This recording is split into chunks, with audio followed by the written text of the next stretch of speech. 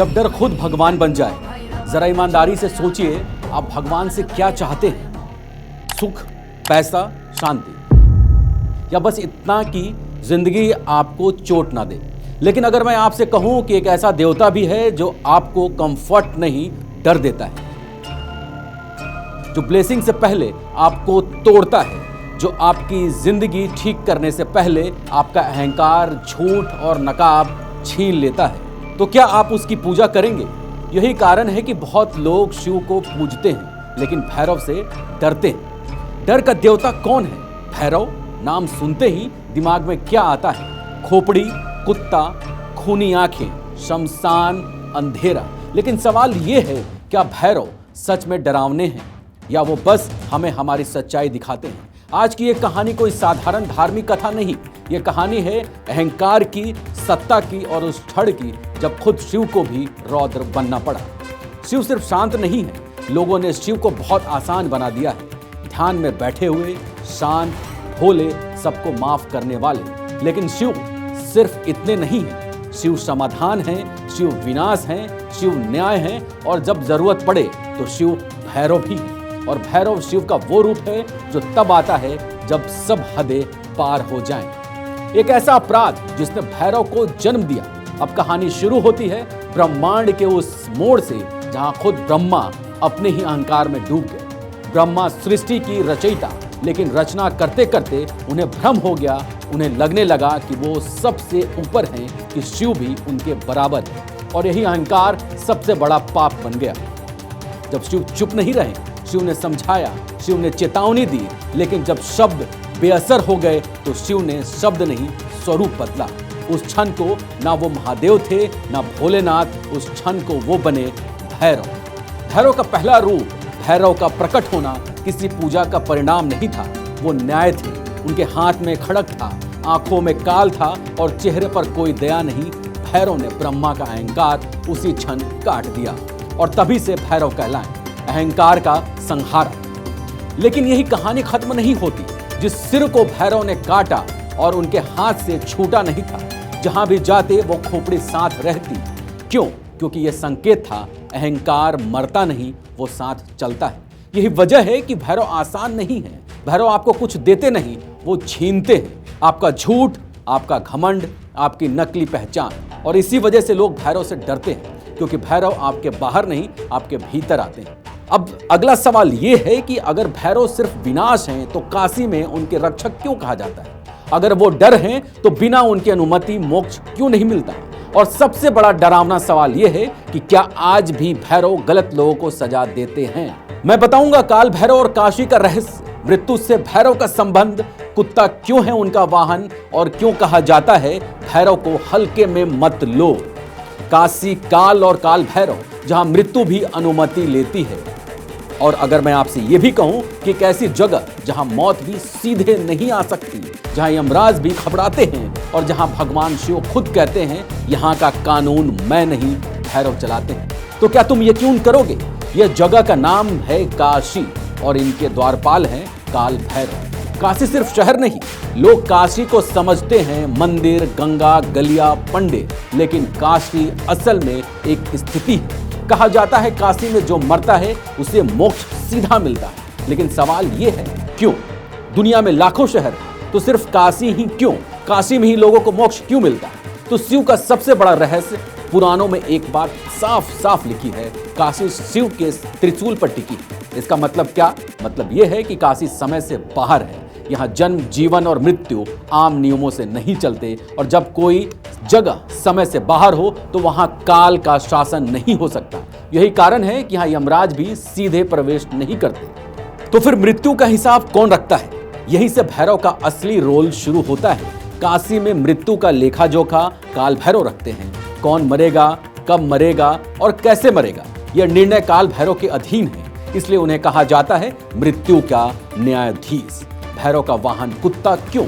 अब एक सवाल यह भी है, तो अक्सर मजाक बन जाता है, भगवान का वाहन कुत्ता?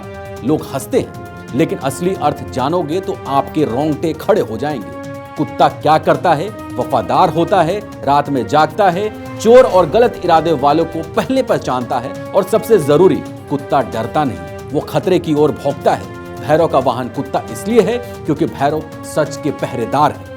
काशी में एक नियम है, काशी आने वाला हर व्यक्ति काल भैरव मंदिर में जाता है। क्यों? क्योंकि मान्यता है जब तक काल भैरव अनुमति ना दे तब तक काशी में रहना पूरा नहीं होता। ये सिर्फ धार्मिक रस्म नहीं है, ये चेतावनी है। मतलब साफ है, अगर तुम्हारे इरादे गलत हैं, अगर तुम्हारा मन गंदा है, अगर तुम सिर्फ दिखावा करते आए हो तो काशी तुम्हें स्वीकार नहीं करेगी। काल भैरव और कर्म का कनेक्शन, काल भैरव पूजा से नहीं कर्म से प्रसन्न होते हैं। तुम कितनी बार मंदिर गए हो इससे फर्क नहीं पड़ता, लेकिन तुम क्या छुपा रहे हो, किसे धोखा दे रहे हो, किस पर अत्याचार कर रहे हो, ये सब भैरव देखते हैं। इसलिए कहा जाता है भैरव के सामने झूठ नहीं टिकता। इसलिए लोग कहते हैं भैरव उल्टा कर देते हैं। तुमने सुना होगा भैरव की पूजा ठीक से नहीं की तो जिंदगी उल्टी हो जाती है, लेकिन सच क्या है? भैरव कुछ उल्टा नहीं करते, वो बस नकाब उतारते हैं। जो गलत रास्ते पर है उसके लिए भैरव खतरनाक है, लेकिन जो टूट चुका है, ईमानदार है, सच्चाई चाहता है, उसके लिए भैरव सबसे बड़ा रक्षक है। अष्ट भैरव 8 दिशाओं के न्यायाधीश हैं। भैरव एक नहीं 8 भैरव हैं। पूर्व, पश्चिम, उत्तर, दक्षिण, चारों कोने, हर दिशा का अपना भैरव है। इसका मतलब कोई भी इंसान कहीं भी भाग जाए कर्म से नहीं बच सकता।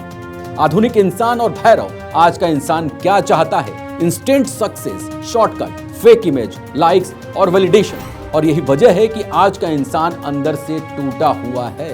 भैरव ऐसे इंसान के लिए सबसे डरावने हैं, क्योंकि भैरव कहते हैं या तो सच्चे बनो या टूटने को तैयार रहो। अब सवाल यह है, अगर भैरव आज भी कर्म का हिसाब रखते हैं तो अचानक होने वाले एक्सीडेंट, अचानक टूटते रिश्ते, बिना वजह गिरती तरक्की, क्या ये सिर्फ इत्तेफाक है या फिर कोई हिसाब चुकाया जा रहा है? मैं बताऊंगा भैरव और तंत्र का असली रिश्ता, शमशान क्यों जरूरी है, क्यों इंसान को डर से बचाया गया और क्यों कहा जाता है जो भैरव से भागता है वही सबसे पहले टूटता है। तंत्र, शमशान और डर, भैरव का असली मैदान। अगर भैरव इतने पवित्र हैं तो उनकी पूजा शमशान में क्यों होती है, ये सबके मन में सवाल होता है। अगर वो रक्षक हैं तो तंत्र उनसे क्यों जुड़ा है, और अगर वो तंत्र इतना डरावना है तो ऋषि मुनि भी उसी रास्ते पर क्यों चले? शमशान मौत की जगह नहीं, सच्चाई की जगह है। लोग सोचते हैं शमशान मतलब डर, लेकिन शमशान असल में सबसे ईमानदार जगह है। वहां कोई अमीर नहीं, कोई गरीब नहीं, कोई सुंदर नहीं, कोई शक्तिशाली नहीं, सब बराबर। भैरव को शमशान इसलिए प्रिय है क्योंकि वही अहंकार जलकर खत्म हो जाता है, भस्म हो जाता है।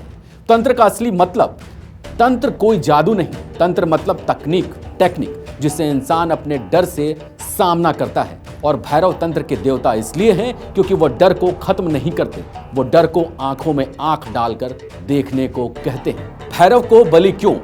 सच सुनोगे तो अनकंफर्टेबल हो जाओगे।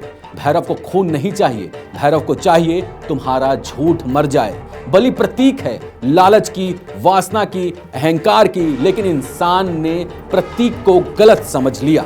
इसलिए भैरव गलत लोगों के लिए खतरनाक है। जो लोग धोखा देकर आगे बढ़ते हैं, मासूम का शोषण करते हैं, शक्ति का गलत उपयोग करते हैं, उनके लिए भैरव दया नहीं, न्याय है। इसलिए अचानक नाम बदनाम हो जाता है, ताकत छीन जाती है, इंसान अकेला पड़ जाता है, और कभी मारते नहीं, वो सब कुछ छीन लेते हैं। अब सवाल यह है कि अगर डर इंसान को बचाता है और भैरव डर के देवता हैं, तो क्या आज का इंसान डरना भूल गया है, और क्या इसी वजह से वो टूट रहा है? भैरव आधुनिक इंसान और चेतावनी के भी प्रतीक है। आज की सबसे बड़ी समस्या, आज का इंसान ऊपर से मुस्कुराता है और अंदर से खोखला है। उसके पास पैसा, रिश्ते, पहचान, लेकिन शांति क्यों नहीं है? क्योंकि उसने डर को कमजोर समझ लिया। भैरव का मनोविज्ञान, भैरव कहते हैं अगर तुम्हें कुछ खोने का डर नहीं, तुम्हें कुछ खतरनाक हो या तुम खुद में खतरनाक हो, डर इंसान की सीमाएं सिखाती हैं। जब इंसान हर सीमा तोड़ देता है तो भैरव आते हैं। अचानक गिरने की कहानी तुमने देखा होगा, जब बहुत ऊपर होता है अचानक गिर जाता है, जो बहुत तेज दौड़ता है अचानक रुक जाता है। यह संयोग नहीं, यह संकेत है, तुमने सीमा पार कर ली। भैरव पूजा का सही अर्थ है। भैरव की पूजा का मतलब क्या है वो भी समझिए। दीप जलाना नहीं, मंत्र रटना नहीं, भैरव की पूजा का मतलब है सच्चा होना, गलत को गलत मानना, जरूरत हो तो रुक जाना और शक्ति मिलने पर विनम्र रहना। भैरव और कर्म का अंतिम सच, भैरव तुरंत सजा नहीं देते, वो इंतजार करते हैं जब तक इंसान खुद को भगवान न समझने लगे। और जैसे ही वो सीमा टूटती है, भैरव आपको याद दिलाते हैं तू सिर्फ इंसान है। अब सवाल ये भी है कि अगर भैरव आज भी सीमाएं तय करते हैं तो क्या आने वाले समय में और भी लोग अचानक टूटेंगे? भैरव का अंतिम संदेश भी समझ लीजिए, चेतावनी या मुक्ति। अगर तुम यहां तक सुन चुके हो तो यह बात साफ है कि भैरव तुम्हें बुला रहे हैं, लेकिन सवाल यह है कि डराने के लिए या बचाने के लिए। भैरव सबके लिए नहीं, सच कड़वा है। भैरव दिखावे वालों के लिए नहीं, झूठ जीने वालों के लिए नहीं, और शॉर्टकट चाहने वालों के लिए तो बिल्कुल भी नहीं। भैरव उनके लिए बिल्कुल नहीं जो टूट चुके हैं, जो थक चुके हैं और सच जो जानना चाहते हैं। भैरव का अंतिम नियम, अगर तुम सच्चे हो तो मैं तुम्हारे साथ हूं, अगर तुम झूठे हो तो मैं तुम्हारे सामने हूं। यही भैरव का नियम है। आज की सबसे बड़ी चेतावनी, धर्म का खेल मत बनाओ, शक्ति को दिखाओ, दिखावा मत करो और खुद को भगवान मत समझो, क्योंकि जब इंसान सीमा भूलता है तो भगवान भैरव बन जाते हैं। अगर ये कहानी तुम्हें डरावनी लगी तो समझ लो भैरव ने तुम्हें छुपा है, और अगर ये कहानी तुम्हें सच्ची लगी तो समझ लो भैरव तुम्हें बचा रहे हैं।